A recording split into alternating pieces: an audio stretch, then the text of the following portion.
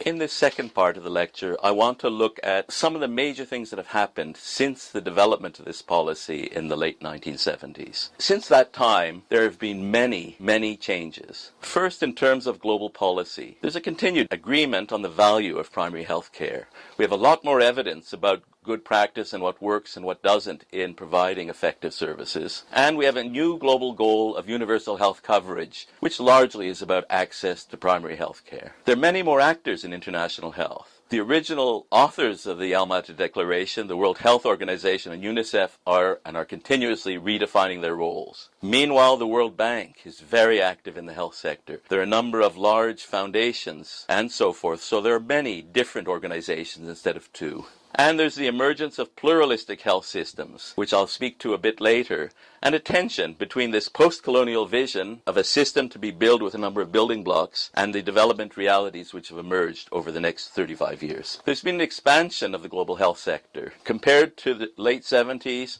there are large networks of clinics and hospitals in almost every country. Many more health workers, even despite the problems that emerged with the high mortality from HIV and AIDS. There's all sorts of logistics mechanisms established, particularly drug distribution. There are all sorts of public health programs and much more access to information. So you can't compare the health systems of the 21st century with what was available before 1980. But there's been a major divergence between countries in both health system performance and health status. Some countries have produced coherent, state-dominated health systems that look very much like the advanced market economies.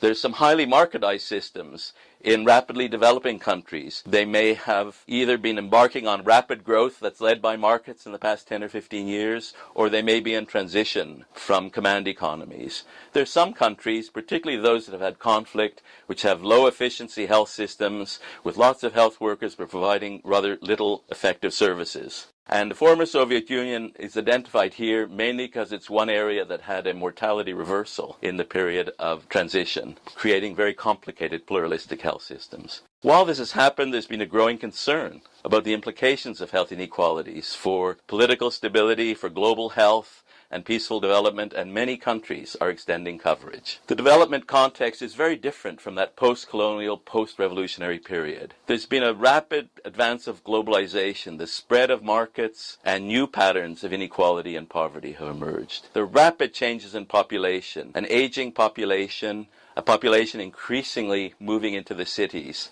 and increasingly encroaching on wild areas with many ecological changes, with problems of pollution and with the emergence of new diseases related to intensive agriculture and care for animals. And there have been multiplication of channels for information flow, including on health issues. So whereas it was plausible in the late 70s to think the main source of health information might be government leaflets, pamphlets, or village-level meetings, now the majority of people have access to radio, many to television, and increasingly to mobile phones and the internet. So a very different information environment. As there's been increasing evidence of the availability of effective low-cost interventions which could save lives and reduce sickness, there's been increasing thought about how we could move towards universal health coverage with a new metaphor of scaling up or rolling out, how systems that provided 50% coverage could be rolled out to cover everyone else.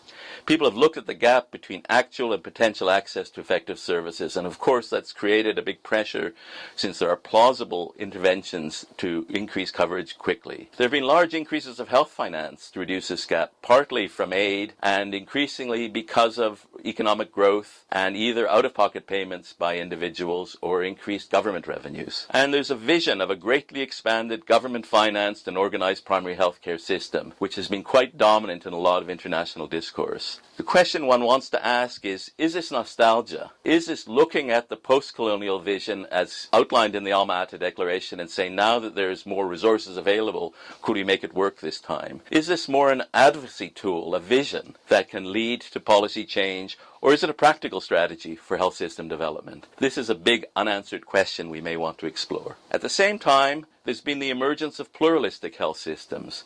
In many countries, there's been a rapid spread of markets for health-related goods and services. And in many countries, there's also been a blurring of boundaries between the public and the private, either because people working for the public system are moonlighting or are taking under-the-counter payments, or because the public sector itself is introducing more market-related ways of people earning their livelihood and also for managing the system. There's a big segmentation in the market between social groups. So we may have in many countries a highly organized public and private sector that meets the needs of the elite, and poor people are relying either on public sector that's not highly organized and often paying informal payments, or on an unorganized, unregulated private sector. The creation of institutions to influence these markets has lagged behind, so we have these complex pluralistic systems. So what we have now is, compared to in the late 1970s when there were absolute scarcities in access to services, is much better access to drugs, to advice, to information, but big problems with how do you get access to safe services, how do you get access to effective services, and with an escalation in costs to almost everyone. Meanwhile, there's been a changing demand for health services due to a number of factors.